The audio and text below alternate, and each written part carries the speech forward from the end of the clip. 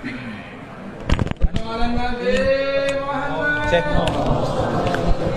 Cek. Cek.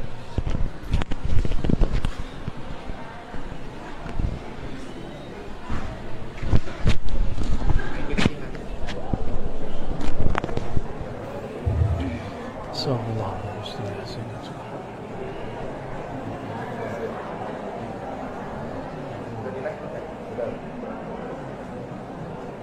Assalamualaikum warahmatullahi wabarakatuh.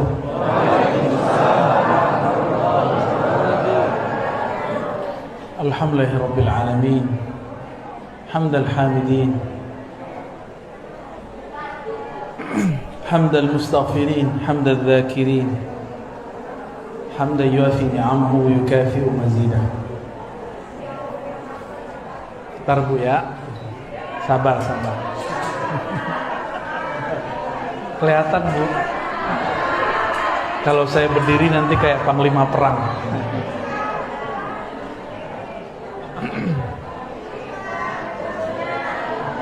Ya, mari kita mulai dengan baca surah Al-Fatihah. Iya, kenal.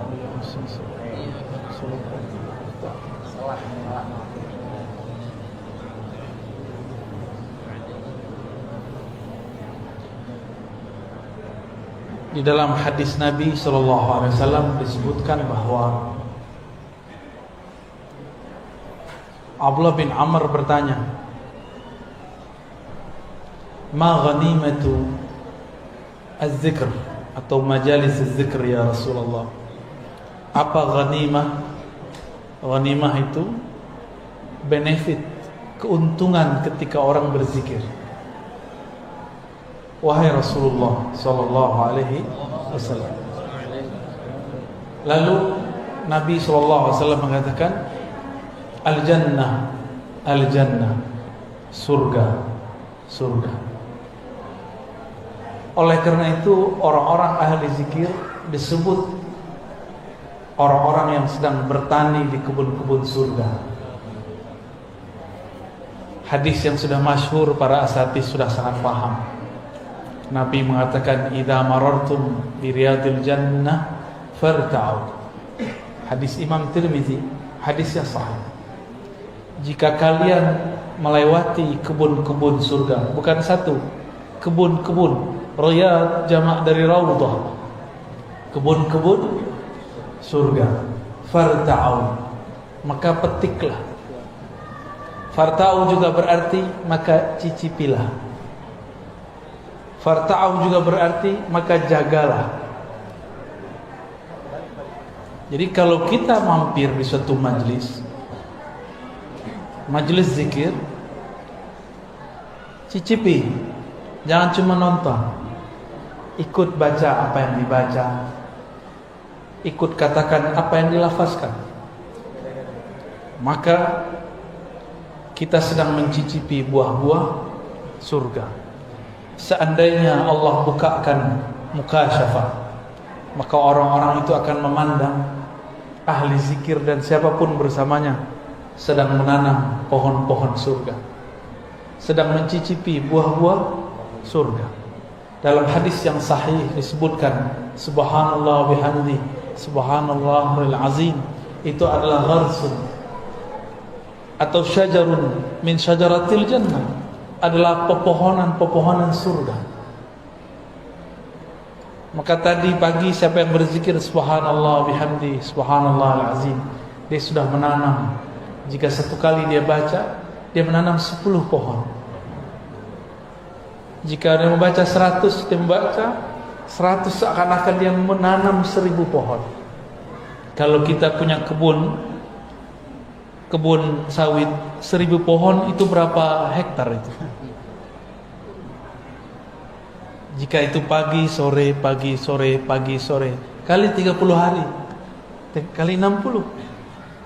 Kalau kita mau kali-kali sampai capek-capek sendiri, ya. Maka orang-orang ahli zikir ini qalbuhu athari ghani, qalbunya kaya. Kalau orang kaya mau apa aja bisa nggak? Maka ahli zikir itu mau apa aja dia tinggal terbersit di kolbunya, Allah kirim. Maka hati-hati yang antum yang banyak zikir. Jangan mikir aneh-aneh. Ya, nanti ibu-ibu marah. Allah itu pecemburu. Innallaha ghayur. Allah itu pecemburu. Kalimat cemburu menunjukkan cinta. Maka bab zikir ini babul mahabbah, bab cinta, mencintai. Seseorang akan menikmati zikir jika dia cinta kepada yang dizikirkan. Bapak ibu karena cinta datang jauh-jauh hari, datang dari jauh-jauh tempat untuk bertemu orang yang dicinta. Kenapa terasa kemudian ringan? Karena kita cinta. Nanti di surga perjalanan jauh, ada satu pohon baru bisa ditembus dengan 100 tahun perjalanan. Ya, tapi hanya bisa ditembus oleh ahli zikir sesaat. Oleh ahli surga biasa 100 tahun dia berjalan, dia tidak bisa melewati satu pohon itu. Itulah pohon yang disebut Tuba. Tuba liman ra'ani wa amana bi. Tuba dapat keagungan, kelembutan, keharuman, naungan pohon-pohon surgawi. Bayang-bayang pohon ini sudah terasa sampai ke dunia. Siapa yang menghidupkan majelis zikir, maka di rumahnya, di jalannya, di masjidnya, di halaqahnya, di suraunya, itu akan ada bayang-bayang pohon Tuba. Ya, itu sebabnya banyak orang ingin mendatangi pohon itu, karena itu adalah puncak dari taman-taman surga. Maka tiada tempat orang berzikir di situ kecuali orang datang ingin berlatih di sana. Tapi inti dari tempat surga itu, tempat surgawi, bukanlah fisik, bukanlah masjid dengan bangunan yang megah, tapi ada sosok yang kolbunya senantiasa menyebut nama Allah. Jadi sebenarnya taman surga itu ada di kolbu seorang mukmin. Qalbul mu'min baitullah. Begitu kata ulama. Qalbu mu'min adalah rumah tempat mengingat Allah Subhanahu wa ta'ala. Gimana? Qalbunya sudah jadi rumah Allah belum? Rumah fulus ya? Kalau masih jadi rumah fulus, lelah. Hatta ustadz dia lelah. Maka jadikan rumah Allah itu yang pertama qalbu. Fisik ini tergantung kolbu. Dulu saya belajar zikir di surau, masih surau kayu. Kayunya pun bukan kayu mahal, kayu bekas-bekas, nggak kepake di luar, kita tambal untuk surau kita. Tapi di situ banyak orang yang bisa berzikir, dan tempat itu dirindui. Kenapa tempat itu dirindui? Karena tempat itu punya kenangan kami diajari oleh ahli zikir. Ternyata ada kabar gembira. Setiap kali kita mencari majelis-majelis zikir, ternyata itu adalah sifat-sifat malaikat yang ada dalam diri. Dalam hadis Imam Bukhari, Muslim, Abu Dawud, Tirmizi dengan riwayat yang beragam, kita ambil satu redaksi. Nabi SAW mengatakan, Inna lillahi malaikatan tawafun. Di riwayat kedua, Inna lillahi malaikatan sayyaratan fudula. Allah mempunyai malaikat-malaikat yang berkeliling. Fudula. Mereka berbeda dengan malaikat raqib dan atid. Mereka tambahan malaikat yang di luar raqib dan atid. Yaltabisuna majalis dzikr. Mereka hanya mencari majelis-majelis zikrullah. Salah satu majelis zikrullah adalah majelis ta'lim, yang majelisnya membuat kalbu teringat kepada Allah Subhanahu wa ta'ala.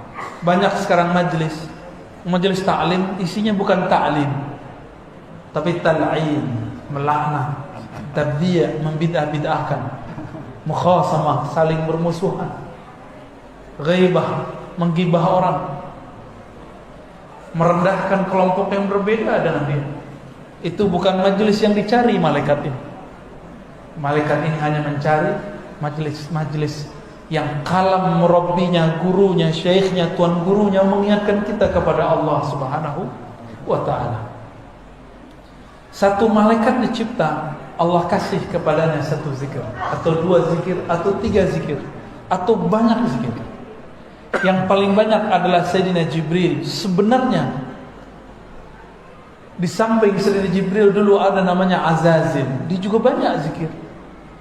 Cuma sayang, dia berzikir dengan nafsu, ingin jadi wali, ingin jadi orang sakti, ingin jadi orang terbaik dengan zikirnya. Maka kemudian dia dipecat dari kalangan malaikat. Jadi malaikat ada yang dipecat. Itu Azazil. Ada yang Harut Marut. Itu baru beberapa kisah malaikat. Masih banyak malaikat-malaikat yang lain. Tapi si Azazil diangkat untuk bisa memimpin surga, itu juga karena zikir. Jadi jika ingin jalan-jalan ke surga, banyak-banyaklah zikrullah. Ya. Apa tanda aroma surga sudah masuk ke dalam diri? Ketenangan dalam jiwa sudah masuk. Berarti sebenarnya sudah pindah alam. Cuma kita masih merasa di sini. Itu yang disebut dalam hadis Imam Muslim, "Ma min qaumin yaq'adu fi maq'adin." Tidaklah ada sekelompok orang berduduk di suatu majlis, yazkurunallah, mereka sebut-sebut nama Allah. Mereka berarti berjamaah. Mereka berjamaah. Kecuali hafat bihimul malaikah. Maka malaikat yang tadi yang disebut malaikat sayyarah, malaikat yang mirip seperti mobil, cuma dia bersayap, terbang kemana-mana, hafat, akan menghubungi mereka. Dalam hadis Imam Muslim dikatakan, mereka antri berlapis-lapis sampai ke langit sana. Jadi kalau makanya tadi kita buka kajian Al-Fatihah, itu cara menghimbau malaikat tadi. Mereka lagi banyak tuh sampai ke atas. Teman tuh nggak lihat kan? Kalau lihat pada kabur paling, pingsan paling. Ya, ngelihat ada orang bersayap kan pusing. Ya. Apabila mereka ketemu, maka dia berteriak kepada malaikat yang sedang mencari di ujung bumi sana, halummu ila hajatikum, ayo ini tempat hajatmu, tempat orang berzikir. Itulah yang disebut ahli zikir itu masyhur di kalangan malaikat. Baru dia masyhur, viral di YouTube. Ngapain viral di YouTube kalau nggak masyhur di kalangan malaikat di alam malakut? Jadi channel malakut dulu terkenal, baru channel YouTube. Ya, YouTube nggak masuk ke alam, itu alam maya itu. Tapi kalau malakut, di sana ada zikir berlapis-lapis. Sampai ke langit pertama, kedua, ketiga, keempat, itu malaikat zikir semua. Jadi Nabi ketika dinaikkan ke atas, beliau mendengar ada malaikat berzikir, Subhanallah bihamdihi, Subhanallahil azim. Diturunkan jadi zikir pagi sore, jadi zikir yasinan. Jadi kita zikir begitu sedang meniru para malaikat. Maka ini kabar gembira bagi teman-teman sahabat, Bapak Ibu yang datang ke majelis zikir. Berarti nur malaikat dalam diri kita sudah hidup dan sudah aktif. Bedanya kita tidak bersayap, mereka bersayap. Kita masih butuh makan, mereka enggak butuh makan. Ini hari aktif, jam kerja. Kita meninggalkan kerjaan untuk mencari makan karena ingin memberi makan kepada qalbu dan ruh. Maka Allah bertanya kepada malaikat ketika dia naik. Padahal Allah lebih tahu apa yang terjadi sebenarnya.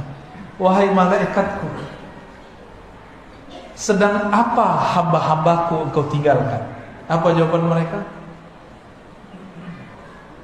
Yukabbirunak, mereka sedang memuji engkau. Yumajjidunak, sedang membesar-besarkan engkau. Yuhallilunak, sedang mentahlilkan engkau. Itulah dalil tahlilan. Yuhallilun, mereka bertahlil. Dan tidak disebutkan di hadis itu tahlil mau acara apa bebas. Yang penting tahlil. Mau tahlil lagi kematian, mau kehidupan, mau kelahiran, mau syukuran, terserah. Mau ba'da sholat, di luar sholat, tidak ada pembatasan. Allah tidak membatasi. Kenapa ada orang yang membatasi? Ya. Maka selamat jadi ahli tahlilan. Ya. Bukan hanya bawa berkat itu cuma untuk perut.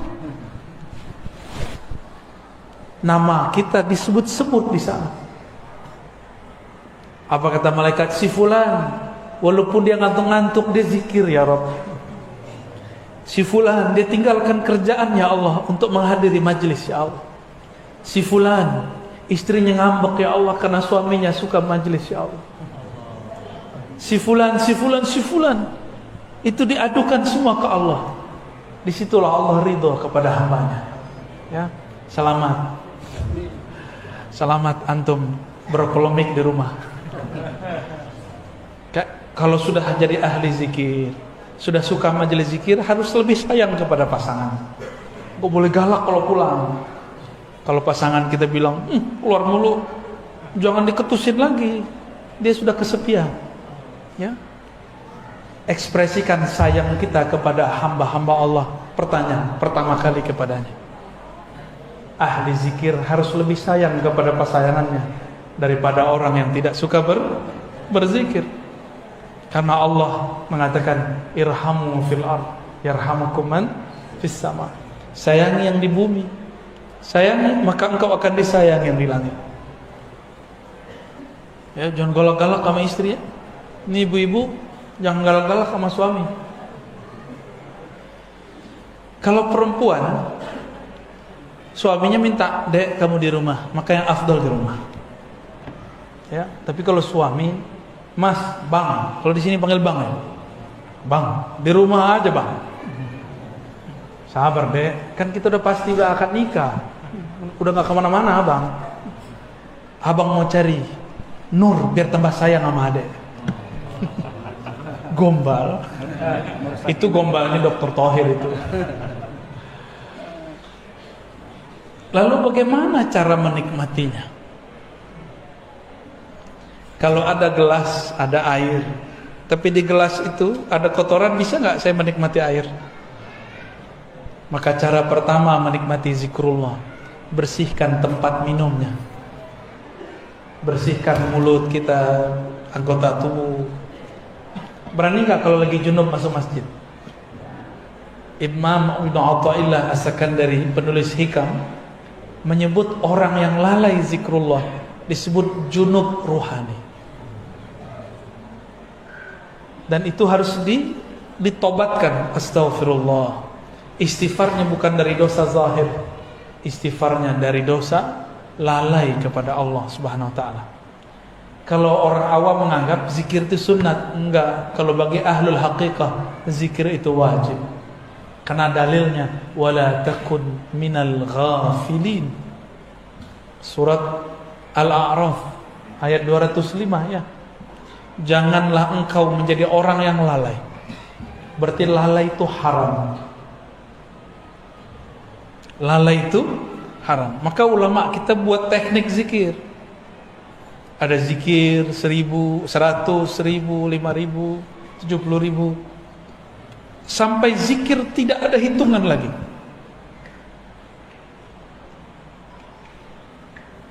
Jadi pertama bersihkan dulu gelasnya. Ya. Kita sebut taubat. Udah bersih, semuanya udah bersih. Tapi makan di rumah orang nggak izin, nikmat gak? Maka izin dulu, siapa yang punya air ini? Ada. Siapa yang punya zikir ini? Allah. Maka sebelum kita zikir, kita minta izin kepada Allah. Itulah rahasia syukur. Maka setelah tobat, astagfirullah, kirim Fatihah kepada Nabi, kepada silsilah yang mengajarkan zikir. Itu adalah cara minta izin. Kenapa? Man lam yashkurin nas lam yashkurillah. Yang tidak berterima kasih kepada makhluk, maka dia belum disebut berterima kasih kepada Khalik. Dan sebaik-baik terima kasih adalah alhamdulillah. Afdalud doa alhamdulillah. Doa terbaik itu alhamdulillah. Alhamdulillah itu adalah kalimat syukur. Sering gak kirim Fatihah untuk guru? Sang Maha Guru Rasulullah sallallahu alaihi wasallam, kirim untuk beliau. Terkhusus untuk Nabi ditambahkan salawat. Hadirkan, hubungkan kolbu kita dengan kolbu Rasulullah sallallahu alaihi wasallam. Akal kita dengan akal Rasulullah, lisan kita dengan lisan Rasulullah, jasad kita dengan jasad Rasulullah. Hubungkan semua ini disebut rabitah, ikatan Rabitatul Muhammadiyah. Ini yang disebut kul in kuntum tuhibbunallah fattabi'uni. Jika engkau cinta kepada Allah, ikut aku.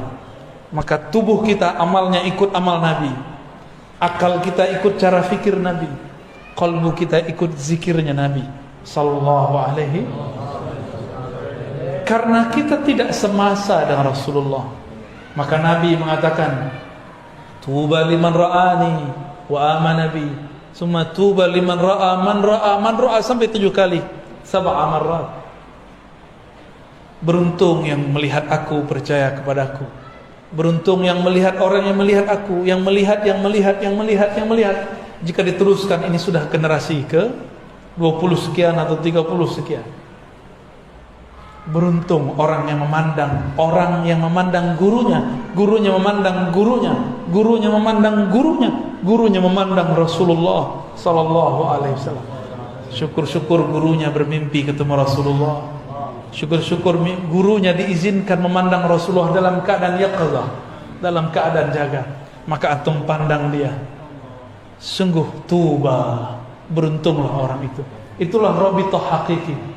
Ditanya Rasulullah sallallahu alaihi wasallam, "Man auliyaullah?" Siapakah kekasih Allah? Beliau menjawab, "Man idza ru'u dzukirullah."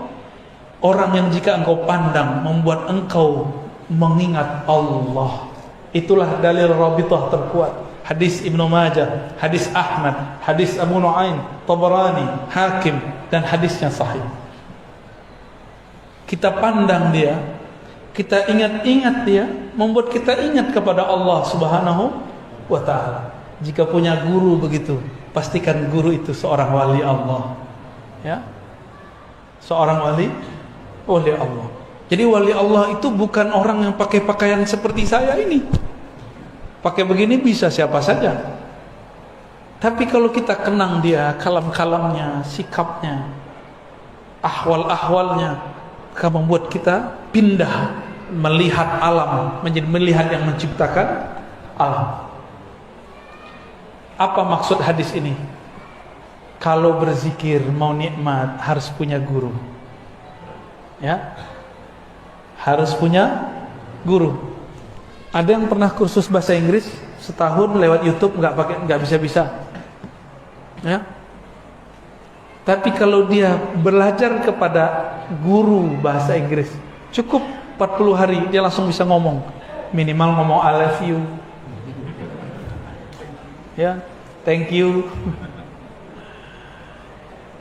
Pasti ada yang bisa dia serap kalau dia berguru. Maka berzikir itu jangan hanya lewat YouTube. Carilah guru di tempat kita yang ahli zikrullah. Ya.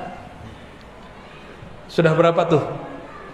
Pertama taubat, kedua izin dengan cara bersyukur, terima, kita berterima kasih, kirim. Yang ketiga tadi sholawat. Yang keempat itu meluruskan niat. Niat itu tergantung kenal kepada yang dizikirkan. Jika kenal kepada Allah dengan sebenar-benar ma'rifat, kita akan zikir karena dia layak dizikirkan. Tapi kebanyakan orang awam kenal Allah itu tempat ngadu, boleh. Allah ini tempat menunaikan semua hajat, boleh. Tapi itu awam. Orang awam itu kalau dia zikir cuma karena ada hajat. Nggak ada hajat dia nggak zikir. Padahal kita setiap saat berhajat kepada Allah Subhanahu wa ta'ala. Kalau lagi hidup susah, dompet lagi tipis, itu kenceng baca sholawatnya, ya, kenceng tahajudnya, bahkan sholat duhanya kenceng. Padahal tidak ada hadis mengenai sholat duha melancarkan rezeki. Yang ada cuma orang yang sholat 4 rakaat di awal pagi, di awal hari, Allah cukupkan hidupnya sampai sore hari. Ulama kita beda pendapat, nih sholat apa ini? Sholat syuruk apa sholat duha? Ya, benar Ustaz ya? Man shalla arba'an, ya, yang sholat 4 rakaat di awal hari, ya, kafahullah, Allah cukupkan hajatnya sampai sore hari. Hajat kita keperluan hajat apa? Hajat zahir atau hajat batin? Lebih banyak hajat yang mana? Jangan-jangan zahir, maka datang ke Ustaz Thohir. Ustaz Thohir, doainnya bisa beli mobil. Jadi ke Ustaz itu minta doa beli mobil, benar gak?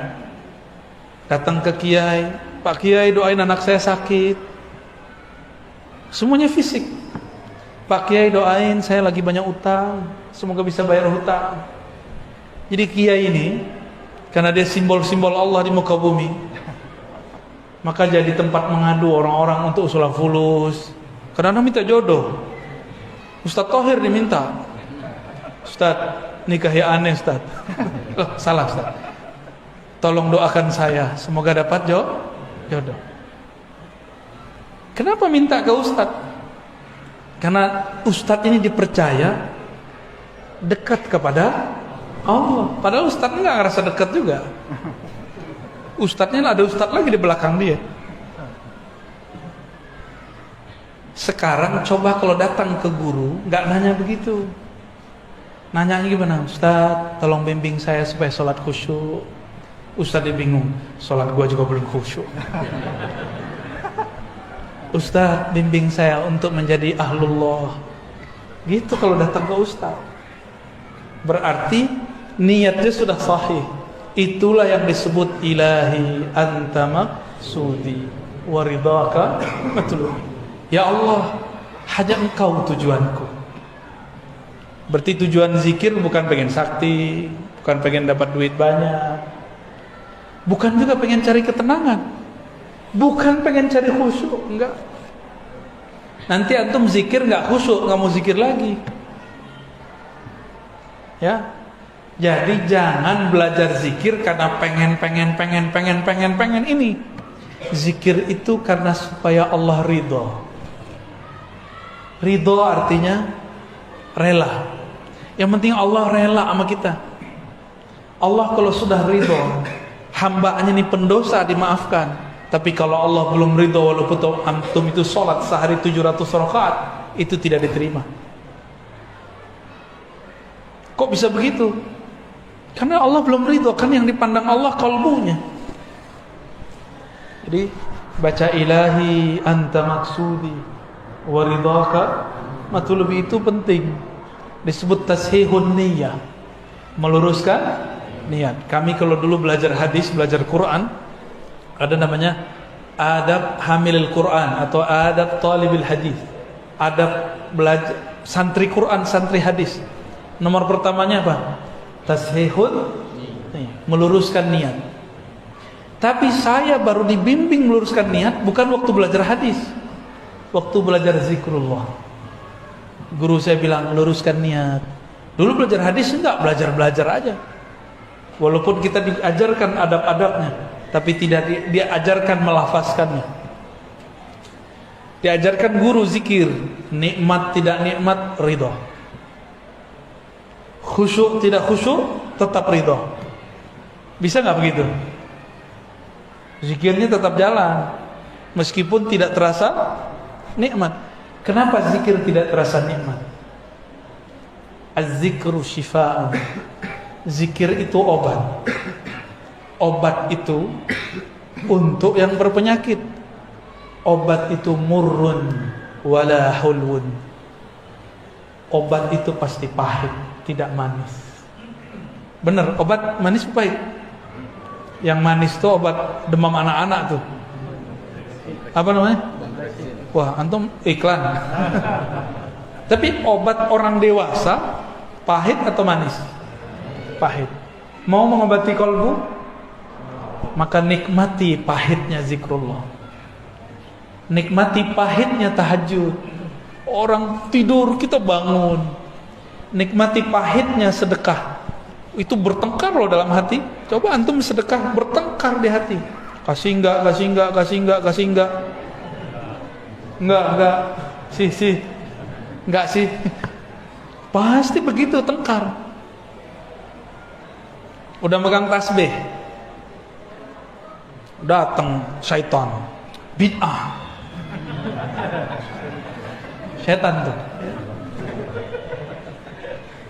Ada yang merasa tadi ya? Udah jalan tasbihnya, subhanallah. Tahu-tahu handphone bunyi, terganggu lagi. Maka tips menikmati zikir. Apa kata Allah kepada Sayyidina Musa? Ikhla'na alaik. Tinggalkan sendalmu, aksesorismu. Jadi kalau mau zikir, matikan handphone. Ya, matikan handphone. Kita punya smartphone yang canggih. Nih, kalau lagi zikir, dia di-off-kan dulu sebentar. Ya, di-off-kan ini. Gimana cara meng-off-kan ini? Pakai syahadat. Asyhadu alla ilaha illallah. Ajak, wahai akal pikiranku, bersaksilah tiada yang berhak disembah kecuali Allah, Nabi Muhammad Rasulullah sallallahu alaihi wasallam. Syahadatkan akal kita, syahadatkan qalbu kita, baru zikir. Nah, ini paling kunci.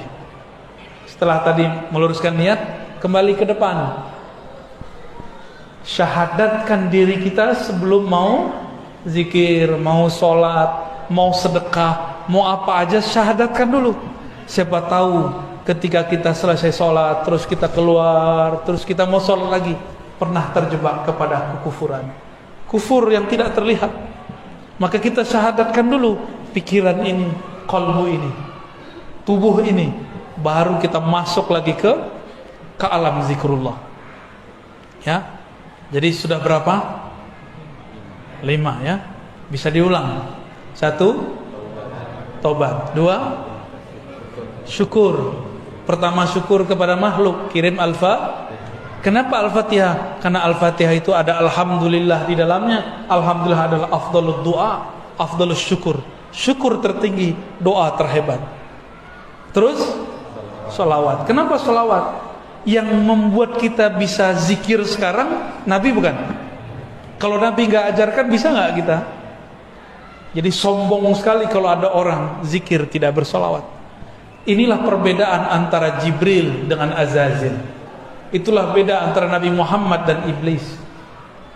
Itulah beda antara mukmin dengan kafir. Dia bersolawat. Ya, banyak-banyak solawat. Kalau bukan karena solawat, zikir kita nggak diangkat. Solat kita yang nggak khusyuk itu nggak akan diterima. Ada yang khusyuk salat zuhur tadi? Khusyuk apa kusut? Kusut. Jujur aja lah. Itu salat antum masih diangkat karena ada salawat di belakangnya. Jangan debat lagi pakai sedina nggak pakai sedina. Gagal fokus namanya. Ya, salawat aja. Ini mau salawat, debat dulu dalam badan. Pakai sedina nggak ya? Orang lagi sholat masih debat. Kita udah ada di hadapan musuh nih. Mau pakai jurus apa nih? Gak ada. Kalau sudah mau pergi perang, sholat itu berperang dengan syaitan, dengan diri sendiri. Jangan pakai teori macam-macam, langsung. Inilah dikatakan oleh Imam Abu Ali Ad-Daqqah, zikrullah silahul muridi. Zikir kepada Allah adalah senjata para murid. Udah punya senjata belum? Udah pernah dikasih sama guru dulu, dikasih ijazah, ditalkin, diasah nggak? Udah diasah, udah dilatihkan belum? Pertama dihunjam dulu ke jantung kita, ya, diarahkan juga ke bagian-bagian yang lain. Itu latihan sebenarnya. Latihan mengelola jurus-jurus zikrullah. langkah-langkah zikrullah di dalam diri, supaya denyut jantung dia juga berdenyut, nafas naik dia juga dihirup, nafas keluar dia juga ikut keluar. Baru bener nanti ketemu Dajjal aman. Ini ketemu mau latihan sama Dajjal, latihan panahan nih nggak cukup. Itu panahnya patah duluan sebelum nyampe. Sekarang kalau mau latihan panahan, latihan aja. Jangan niat mau perang sama Dajjal, nggak cukup. Mau perang sama Dajjal, latihannya latihan ma'rifatullah, latihan mengenal Allah Subhanahu wa taala. Maka main panahnya juga harus dengan zikrullah. Coba nih yang suka main panahan, kena hampir ke tengah, ada perasaan girang, pasti itu karena manahnya nggak nyebut nama Allah. Ada thariqat memanah, ya, main manah-manah aja antum ya. Berkuda juga ada. Itu benar, nanti di akhir zaman perang itu perang fisik, semuanya fisik. Tapi bukan di fisik itu intinya. Intinya ada di dalam non fisik, rohani kita kepada Allah Subhanahu wa taala. Terakhir Nabi sallallahu alaihi wasallam pernah mengatakan kepada Muaz, wahai Muaz, tiadalah mamin amalin anja, tidaklah ada amalan yang lebih mudah untuk membebaskan seseorang min azabil qabr, daripada azab kubur. Yang lebih hebat amalan itu daripada zikrullah. Hadis riwayat Imam Tirmizi dan Ahmad. Azab kubur itu azabnya agak beda. Dia semi-semi azab neraka. Jadi lebih kepada azab nafsiyah. Ada juga jasadiahnya. Ada yang pernah ini enggak? Ustaz Thohir pernah ditahan di imigrasi enggak? Waktu keluar negeri? Belum ya? Mau coba enggak? Baru sekali, Bu ya. Oh gitu. Kawan saya waktu masuk ke Israel ditahan. Itu ustadz, wajahnya langsung berubah. Untung nggak buang air kecil berdiri. Itu ustadz aja hilang saktinya lagi diperiksa. Sama, ini mau ustadz, mau kiai, mau tuan guru, mau mursyid, masuk ke alam kubur gemeteran juga ketemu munkar dan nakir. Maka Nabi mengatakan, kalau orang ini kenal Allah, pertanyaan munkar nakir apa? Man rabbuka? Siapa Rabbmu? Enggak ditanya, ente mursyid. Enggak ditanya, ente khalifah thariqat. Enggak ditanya, thariqat ente 10 ya. Enggak ditanya. Enggak laku di sana. Hafiz ente hafiz 31 juz ya. Juz ke-31-nya juz Al-Pokat. Ada juz duren kalau di sini ya. Enggak ditanya. Yang ditanya siapa? Man rabbuka? Tuhan kamu siapa? Rabb itu artinya Tuhan. Kamu bertuan kepada siapa hidupmu? Kamu menghambakan dirimu kepada siapa? Kamu hafal Quran untuk siapa? Kamu zikir untuk siapa? Kamu ngaji untuk siapa? Kamu kerja untuk siapa? Ini coba nih, berangkat pagi jam 6, pulang jam 6. Berarti udah 12 jam kita untuk selain Allah. Maka kerjanya harus diniatkan sebagai ngabdi kepada Allah. Kalau enggak, ketika kita jawab Robbi, bingung apa mau jawab. Kerjaanku. Jangan-jangan tuan kita handphone. Antum ini kan gak bisa lepas dari handphone. Bener? Jujur aja lah ya. Lebih bid'ah smartphone yang dari Cina tuh atau tasbih? Dari Cina juga. Lebih bid'ah mana? Kata kawan, dia asik pegang handphone, ngajar pakai handphone, bahkan pakai tablet. Terus bilang, tasbih itu menyerupai Yahudi. Saya cari-cari Yahudi selama di Yerusalem pakai tasbih, nggak ketemu. Mulai dari tentaranya, orang-orangnya, petaninya, orangnya riwi-riwi, rahib-rahibnya, nggak ada pakai tasbih. Yang ada pakai kupluk. Dan jenggotnya lebih panjang daripada jenggot bapak. Jenggot bapak itu masih kurang sunnah. Apalagi jenggot aneh. Masya Allah, nggak ketemu. Jadi mereka ini kan nggak senang langsung Yahudi. Malah ada yang bilang tasbih itu punya Saulin. Ya salam, ini ketahuan nih suka nonton kungfu nih. Kayaknya itu lebih bid'ah daripada main tasbih. Nggak belajar usul fikih dengan benar, bahwa ada yang disebut al-maqsud, ada yang disebut dengan wasail, wasilah. Tujuan orang megang tasbih, tujuan orang megang handphone apa? Lebih mulia mana? Tasbih. Rasulullah nggak pernah pakai tasbih. Oh, kita bisa papas ini kalimat. Rasulullah baca Quran pakai mushaf nggak? Mushaf alat tasbih sama. Orang Yahudi baca kitab mereka pakai mushaf, lembaran nggak? Pakai. Lu mirip dong. Disebut ahlul kitab kan mereka? Ahlul kitab. Antumnya ahlul kitab semua nih berarti. Jadi mikir-mikir kalau mau bilang serupa. Ternyata ijazah sanad tasbih bersumber dari Sayyidina Al-Hasan Al-Basri, murid Sayyidina Ali, lahir di masa Sayyidina Umar. Al-Hasan lahir di Hijaz, di Madinah, tapi besarnya di Basrah. Berguru kepada Sayyidina Ali.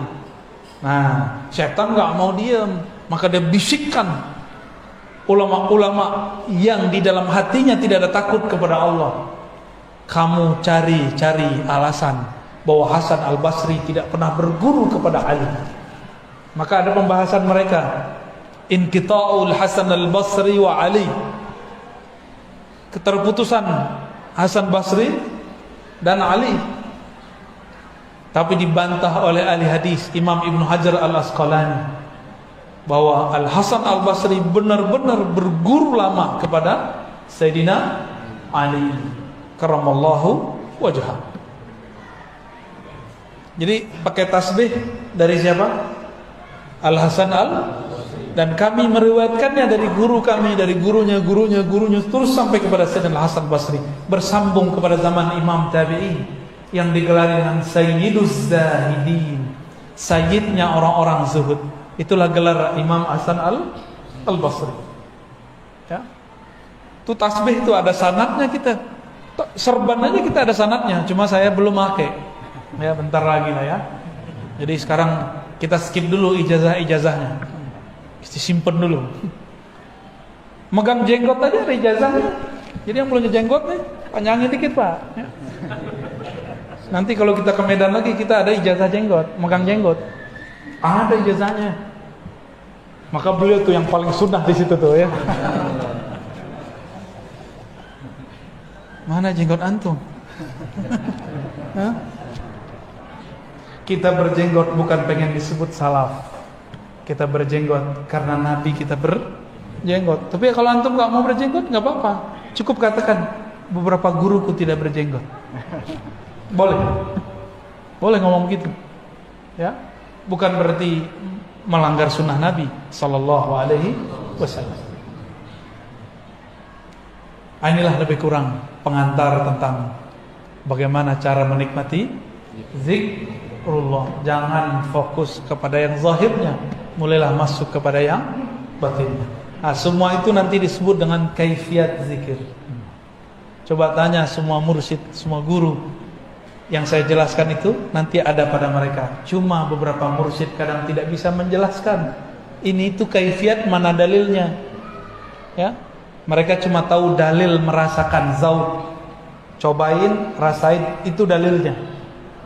Ya, itu dalil mereka. Sebenarnya dalil itu lebih kuat. Sayangnya orang awam kadang-kadang tidak paham, ya. Barangkali itu dari kami. Silakan kalau ada yang mau dikonfirmasi, ditanya, ya. Tafadhal. Baik, kepada Bapak Ibu yang ingin bertanya, masih ada waktu Tuan Guru kita sampai insyaallah kemudian sampai langsung ke depan. Satu, dekat.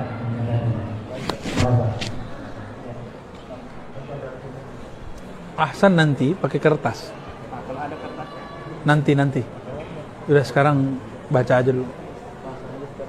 Mungkin panitia yang ke depannya. Assalamualaikum warahmatullahi wabarakatuh. Assalamualaikum. Izin Bu ya. Apakah atau bagaimana zikir-zikir yang bisa menyampaikan kita ke makom-makom tertentu? Penjelasannya ya. Baik.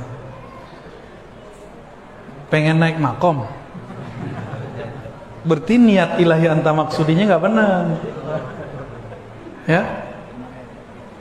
Sebenarnya mudah. Guru kita biasanya kalau yang oke, itu sebelum talqin zikir ngajak istighfar dulu.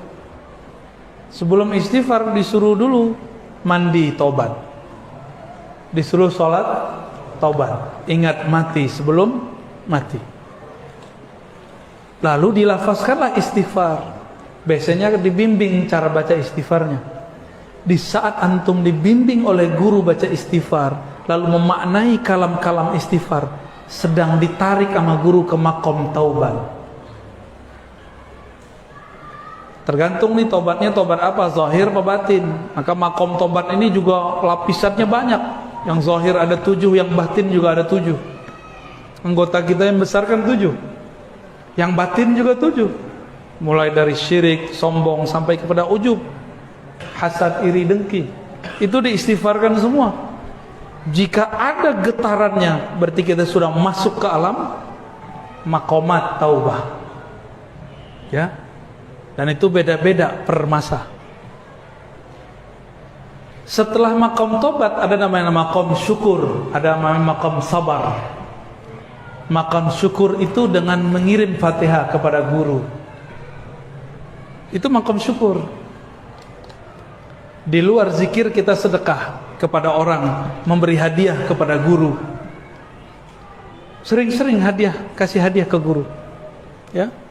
Kalau guru farhan, senang, maka makomat terbuka. Ya, karena makomat itu khazanah dalam dirinya. Dia punya kunci-kunciannya. Kalau dia senang, dia akan doa, ya Rabb, tolong panggil muridmu ini, hambamu ini kepadamu. Kalau gurunya wali, ya. Kalau gurunya nggak wali nggak bisa. Tapi memberi aja udah cukup. Begitulah terus. Ada makomat, makom syauq, makom mahabbah, ada makomnya semua. Itu yang diturunkan lewat kaifiat zikir. Cuma sayang, kaifiat tinggallah kaifiat zikir, tata cara jadi tata cara, tapi tidak tahu makomat yang tersimpan di dalamnya. Maka banyak orang jadi mursyid belum pantas jadi mursyid. Tapi karena gurunya udah pusing, aku mau mati, siapa lagi yang melanjutkanku, udah ijazahin aja. Harapannya dia nanti menyempurnakan kemursidannya kepada mursyid yang lain. Ini baru bergelar mursyid 1, udah gak mau berguru sama yang lain. Padahal di ijazah itu diwasiatkan untuk menghormati ahli fikih, ahli Quran, ngaji kepada ulama. Baru dapat ijazah, baru dapat gelar khalifah, udah gak mau ngaji sama orang. Berarti berkhianat kepada ijazahnya. Makanya la yubarak alaih, tidak diberkahi. Ya, baca tuh ijazahnya para mursyid. Ya, ijazahnya apa? Kalau di Naqsyabandiyah itu jelas. Ya, di Qadiriyah jelas, di Syaziliyah jelas. Ada ijazahnya. Ya, baik, lanjut. Assalamualaikum warahmatullahi wabarakatuh. Ini ada pertanyaan, apakah roh itu ciptaan Allah? Saya pernah dengar dari Ustaz, roh itu adalah titipan dari Allah. Mohon penjelasannya. Saya jawab pakai Quran ya, bukan pakai pendapat saya. Surat Shad surat Al-Hijr, surat As-Sajdah. Menyebutkan apa? Nanti nomornya kan sudah sebutkan semua ya. Silakan dilihat sendiri. Surat Shad 71, 72, 73 itu bahas ini. Apa kata Allah? Begitu juga Al-Hijr, begitu juga As-Sajdah. Inni khaliqun basharan min tin. Aku ciptakan manusia. Ini tubuh ini bashar namanya. Ini dari saripati tanah. Jika ini sudah sempurna, sawaituhu, aku sempurnakan dia, sudah siap dia untuk ditiupkan ruh. Nafakhtu fihi min ruhi. Aku tiupkan kepadanya ruhku.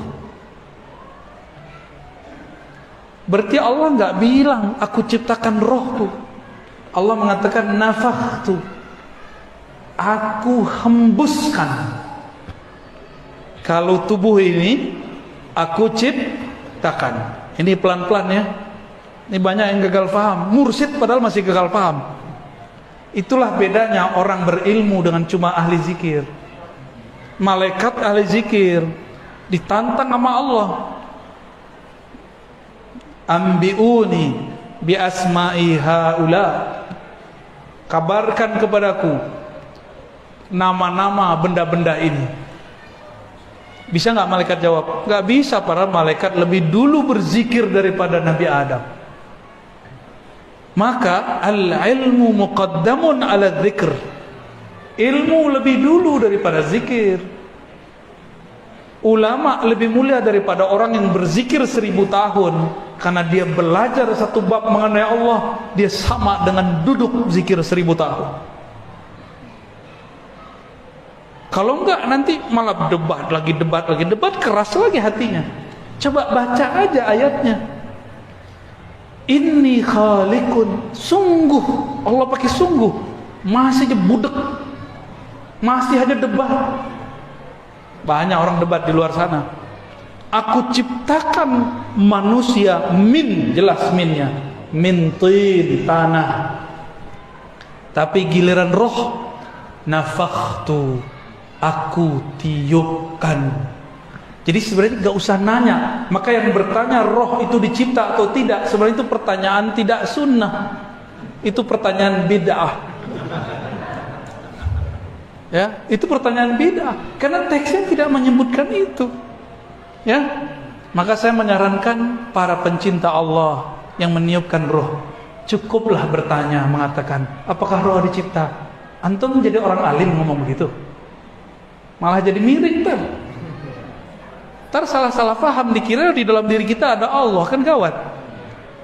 Aku hembuskan. Kalau saya menghembuskan sesuatu ke dalam plastik, saya pindah gak ke dalam plastik? Allah menghembuskan rohnya.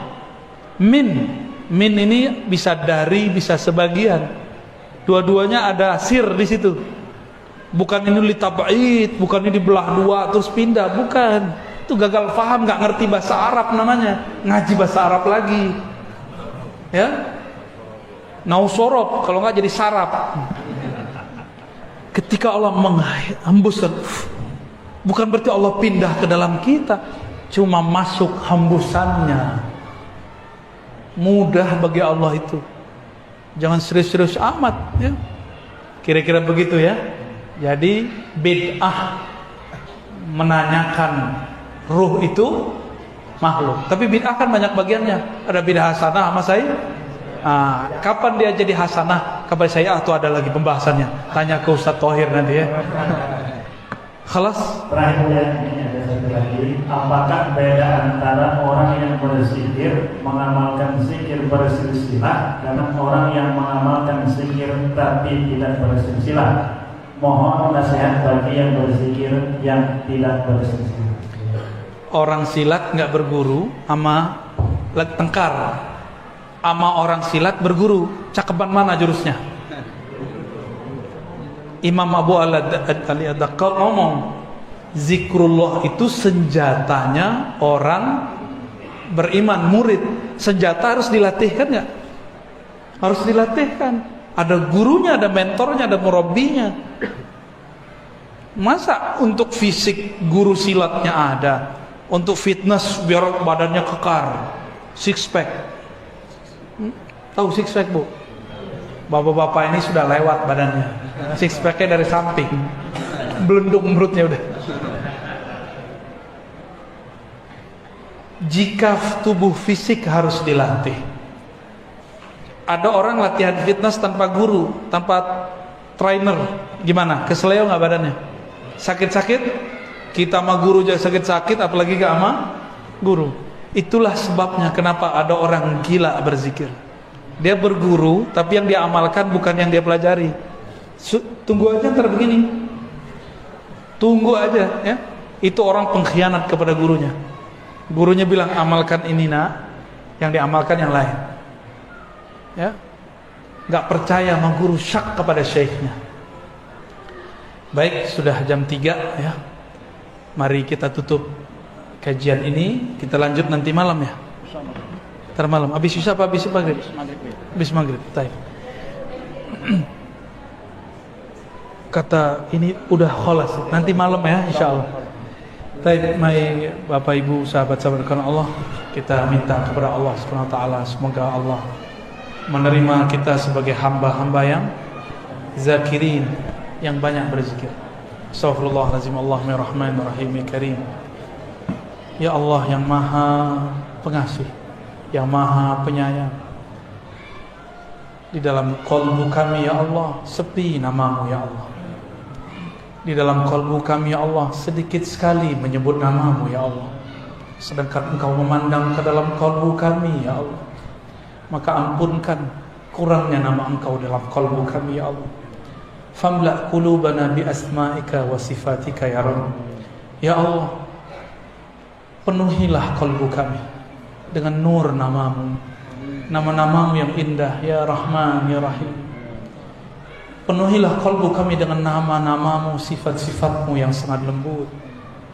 Ya Rabb, keluarkan dari qalbu kami syirik, keluarkan dari qalbu kami semua kebencian. Sebagaimana Engkau menyebut dirimu Rahman, Rahim, maka teteskan Rahman, Rahimmu, kasih sayangmu ke dalam qalbu kami yang sempit ini.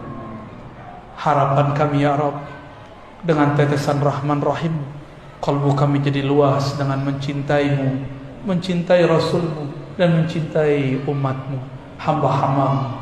Allahumma ij'al hubbaka ahabba ilaina min kulli syai'. Ya Allah, jadikan cinta di qalbu kami kepada Engkau lebih banyak, lebih besar daripada kami mencintai yang lain. Hatta kami lebih cinta Engkau ya Allah daripada mencintai diri kami sendiri, mencintai orang tua kami, pasangan kami, anak-anak kami, harta-harta kami. Ya Rabb, qalbu kami selalu berubah. Pagi ini mukmin, sore jadi fasik. Sore beriman, paginya jadi fasik.